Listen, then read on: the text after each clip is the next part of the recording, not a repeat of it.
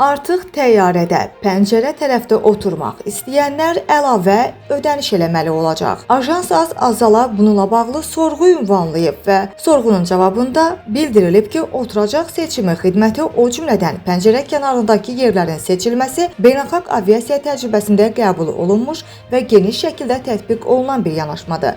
Qeyd etmək istərdik ki, bu xidmət yalnız müəyyən oturacağı əvvəlcədən seçmək istəyən sərnişinlər üçün nəzərdə tutulan əlavə xidmətdir. Əgər sərnişin yer seçimi eləmirsə, sistem onu avtomatik olaraq yerləşdirir və bu halda hətta oturacaq pəncərə kənarında olsa belə əlavə ödəniş tələb olunmur.